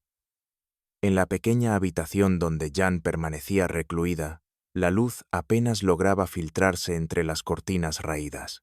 Se levantó despacio, con el cuerpo adormecido por noches de insomnio y miedo. Cada día despertaba con la misma sensación, una mezcla de confusión y vacío, como si su vida se hubiera convertido en un eco interminable de las palabras de B.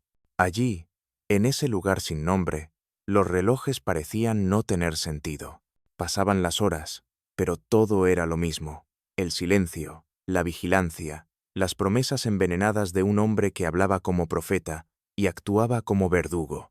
B, sentado en una silla junto a la puerta, la observaba con una calma inquietante. Había perfeccionado su papel de guardián y salvador al mismo tiempo. La trataba con ternura. Le decía que era especial, que estaba destinada a algo grande, que pronto todo el sufrimiento sería recompensado.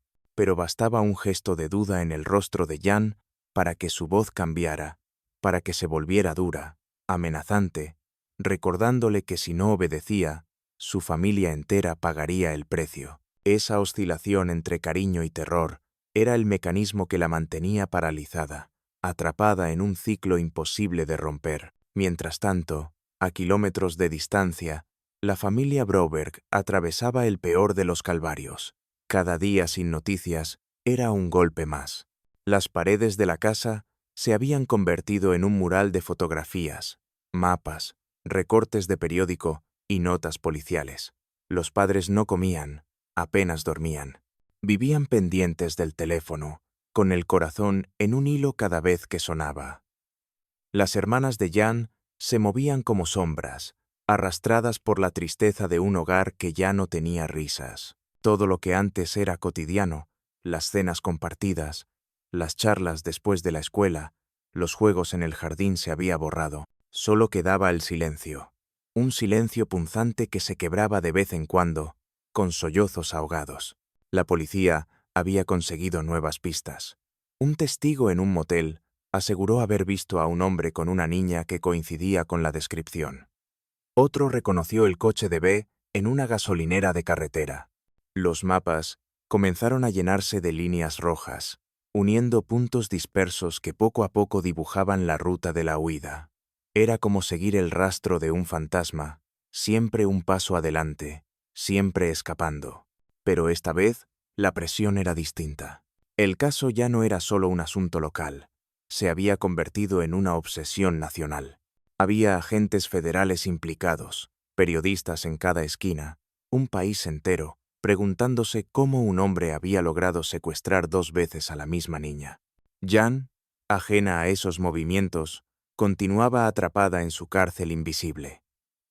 Las grabaciones de voces extraterrestres seguían repitiéndose cada noche, como un rezo oscuro que se incrustaba en su mente. Debes obedecer. La misión depende de ti. Si fallas, tu familia morirá. Ella, con apenas 13 años, cargaba con el peso de un mundo entero sobre sus hombros. Y lo más aterrador era que lo creía de verdad. En ocasiones, cuando lograba mirar más allá del miedo, recordaba fragmentos de su vida anterior. El rostro de su madre, las risas con sus hermanas, la calidez de su hogar. Pero inmediatamente sentía el pinchazo de la culpa. Si pensaba demasiado en eso, podía ponerlos en peligro. Así, su mente se cerraba como una puerta, volviendo a refugiarse en las mentiras de su captor. El cerco policial comenzaba a estrecharse. Habían logrado ubicar a B en una ciudad fronteriza, donde se movía con documentos falsos y un aire de aparente normalidad. El peligro era inminente. Todo indicaba que planeaba llevar a Jan fuera del país.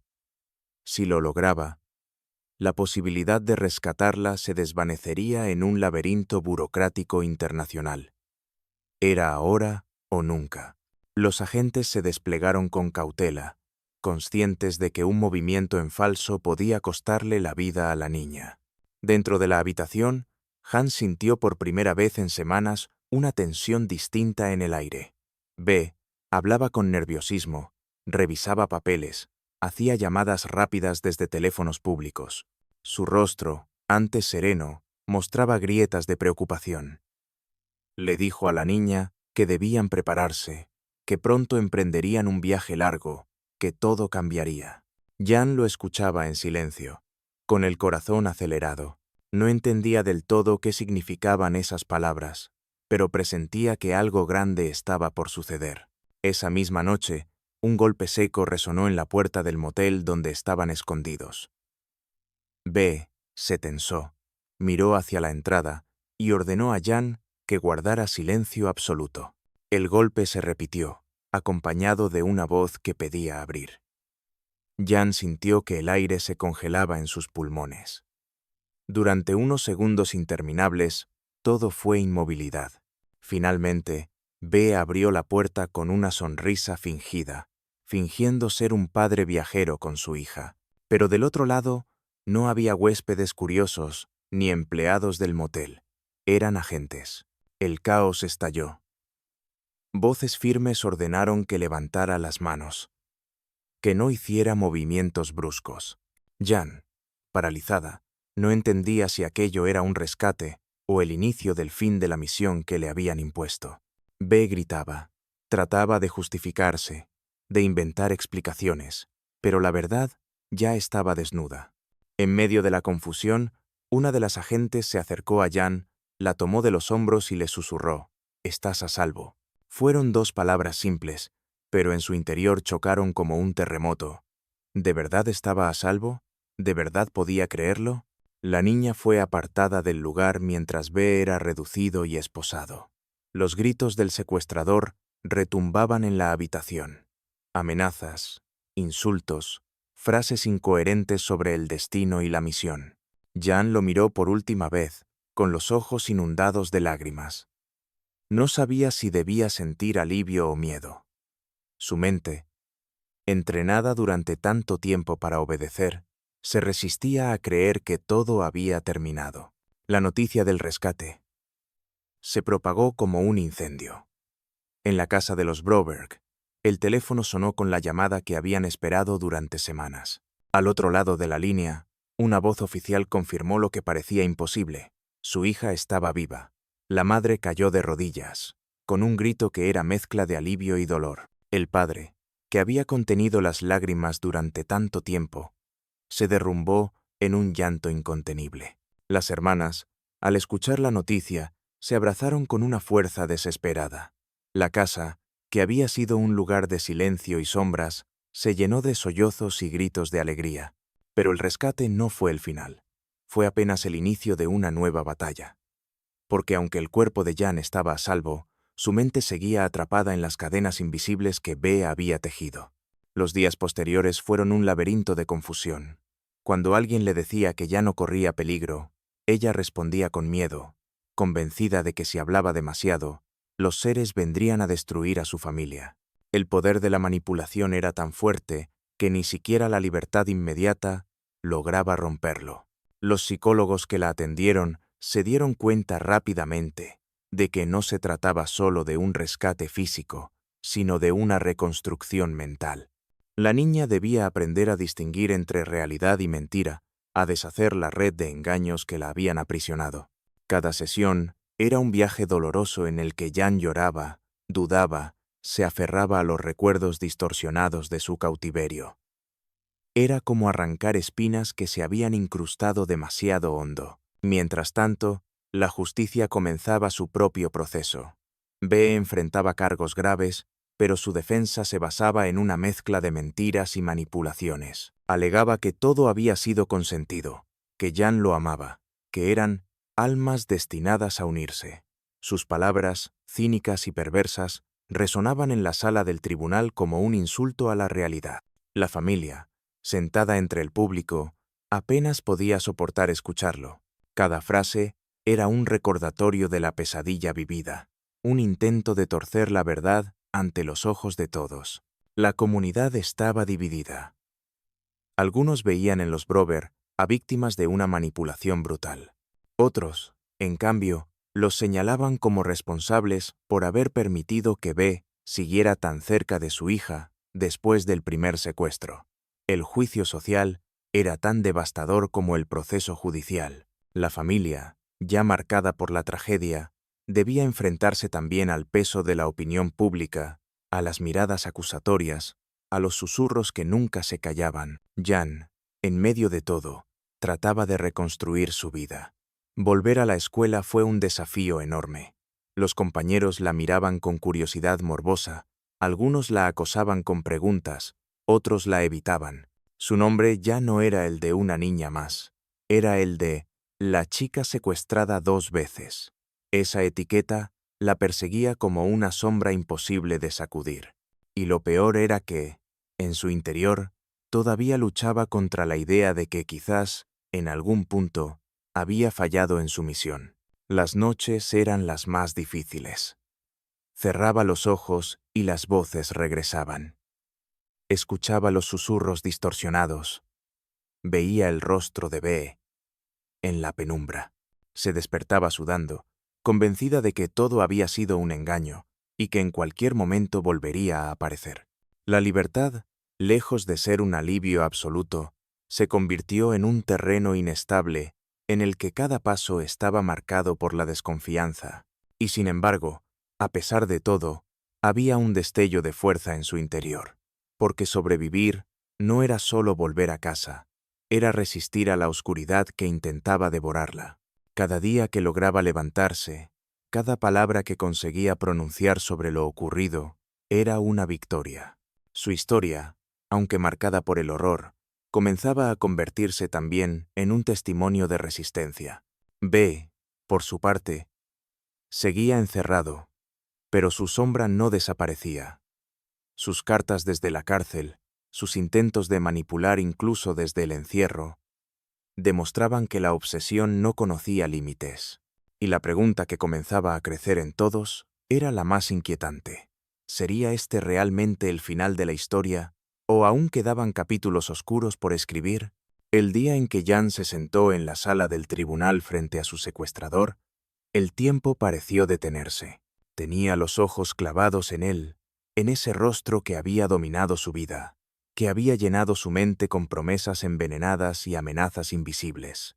B, esposado, todavía intentaba sostener la mirada con una sonrisa torcida, como si en su interior siguiera convencido de que conservaba poder sobre ella.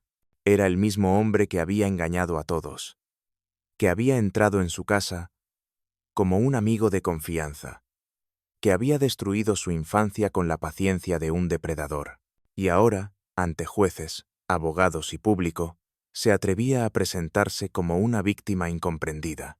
La voz de los abogados defensores intentaba suavizar lo imposible. Alegaban que había amor, que había consentimiento, que la historia no era la de un secuestro sino la de una unión incomprendida por la sociedad. Las palabras, absurdas y crueles, resonaban en las paredes del tribunal como un insulto a la verdad. La madre de Jan cerraba los ojos, con las manos apretadas en su regazo, intentando no derrumbarse. El padre, rígido, contenía la rabia como quien contiene un torrente a punto de romper la presa. Cada palabra de la defensa era una herida más, una burla que recordaba todo el dolor vivido. Cuando llegó el turno de los testimonios, el ambiente se volvió insoportable. Policías relataron el operativo del rescate, psicólogos describieron el nivel de manipulación ejercida sobre la niña, y poco a poco la figura de B quedó desnuda. No era un enamorado, no era un incomprendido, era un depredador que había planificado con frialdad el secuestro de una menor, 2 veces, usando la confianza de una familia como su mejor arma.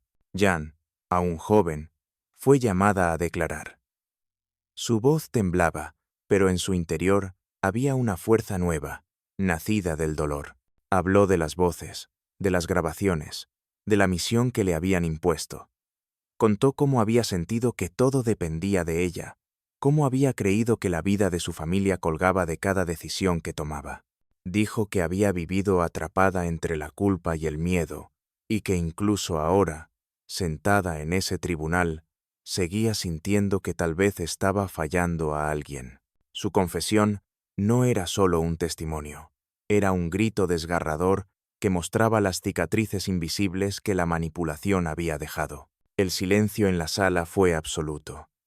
Nadie respiraba mientras la niña hablaba. Las lágrimas corrían por los rostros de algunos espectadores. Incluso los más incrédulos comprendieron que lo que se había vivido no era un simple crimen, era una tragedia profundamente humana, un recordatorio de hasta dónde puede llegar la perversión disfrazada de cariño. El veredicto llegó con la fuerza de un trueno. Culpable.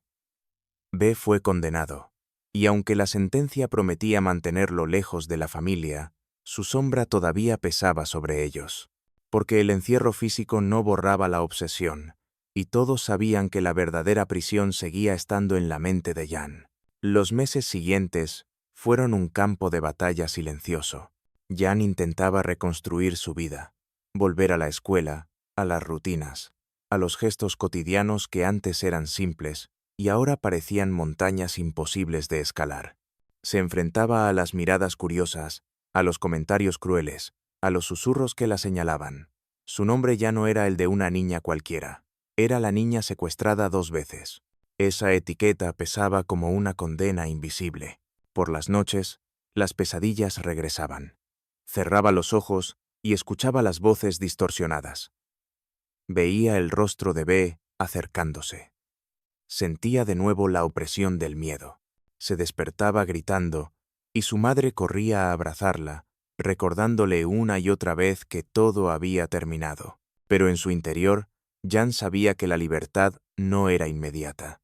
Era un camino largo, lleno de tropiezos, un proceso en el que tendría que aprender a recuperar su voz y su identidad. La familia también cargaba con su propio peso. Los padres vivían con la culpa de haber confiado demasiado, de haber permitido que aquel hombre entrara en su vida con tanta facilidad. La madre repasaba cada carta, cada conversación, cada gesto que había compartido con él, sintiendo que había abierto la puerta del infierno, sin saberlo. El padre, por su parte, se debatía entre el dolor y la rabia, entre la necesidad de proteger a su hija y la vergüenza de haber sido manipulado por el mismo hombre. Las hermanas crecían en medio de un hogar marcado por la tragedia, aprendiendo demasiado pronto lo que significa la traición y el peligro. Y sin embargo, en medio de todo ese dolor, algo comenzó a transformarse. La voz de Jan, antes temblorosa, empezó a cobrar fuerza. Descubrió que contar su historia, aunque doloroso, era también un acto de liberación. Cada palabra pronunciada era un paso hacia la reconstrucción. Cada vez que hablaba en público, cada vez que relataba lo que había vivido, arrancaba un poco más de poder a la sombra que B había dejado. La vergüenza se transformaba en valentía, el silencio en denuncia. Años más tarde, aquella niña se convirtió en una mujer que decidió enfrentar de cara a sus demonios. No permitió que su historia quedara enterrada como un secreto vergonzoso. La convirtió en un testimonio, en una advertencia, en una voz que resonaba para decirle al mundo que los monstruos no siempre se esconden en los callejones oscuros, sino muchas veces en los lugares más inesperados, en los vecinos sonrientes, en los amigos de confianza, en quienes parecen demasiado amables para despertar sospechas. Su relato inspiró a otros. Familias que habían vivido situaciones de abuso o manipulación encontraron en ella un espejo. Niños y adultos comprendieron que el silencio no protege, que la confianza ciega puede ser un arma peligrosa, que la manipulación puede ser tan destructiva como la violencia física. La historia de Jan dejó de ser solo la de una víctima para convertirse en la de una sobreviviente que transformó el dolor en fuerza. B, desde la cárcel, nunca dejó de intentar enviar mensajes, cartas, intentos de contacto. Su obsesión no conocía límites, pero la diferencia era que ahora ya no tenía poder. Las palabras que antes eran cadenas, ahora eran apenas ecos lejanos, incapaces de someter a quien había aprendido a reconocerse como libre. La comunidad, que alguna vez había señalado a los Brover con desconfianza, también comenzó a reflexionar. Comprendieron que el peligro no era solo la ingenuidad de una familia, sino un sistema entero que no supo ver las señales, que no supo proteger a una niña. La historia abrió debates, impulsó cambios, generó conciencia sobre lo que significa el abuso psicológico. sobre cómo la manipulación puede ser tan mortal como cualquier arma. El desenlace de esta historia no está en la condena del criminal, ni siquiera en el rescate físico de la niña. El verdadero final está en la resiliencia, en la capacidad de una mujer de mirar de frente a su verdugo, de reconocer el horror vivido y aún así elegir seguir adelante. Está en la transformación del dolor en testimonio, de la tragedia en advertencia, de la víctima en voz poderosa, porque la mujer que fue secuestrada 2 veces por el mismo hombre no quedó atrapada en la sombra de su pasado. Caminó hacia la luz, con cicatrices que nunca desaparecerán, pero también con una fortaleza que se convirtió en ejemplo. Su historia nos recuerda que el mal puede disfrazarse de bondad, que el peligro puede estar en lo cotidiano, pero también que el espíritu humano tiene la capacidad de resistir incluso las pruebas más oscuras. Y así, lo que comenzó como un relato de horror se convirtió en un relato de transformación. Una niña arrancada de su hogar, manipulada con mentiras imposibles, reducida al silencio, logró encontrar de nuevo su voz. Y esa voz, firme y clara, se alzó para decirle al mundo que nunca más. Que los monstruos pueden engañar, pueden herir, pueden arrebatar, pero no pueden extinguir la voluntad de quienes deciden sobrevivir. La mujer que fue secuestrada 2 veces por el mismo hombre no es solo un caso criminal. Es una historia de resistencia, de fuerza y de advertencia. Es la demostración de que incluso en las pesadillas más oscuras, siempre hay una chispa capaz de iluminar el camino de regreso.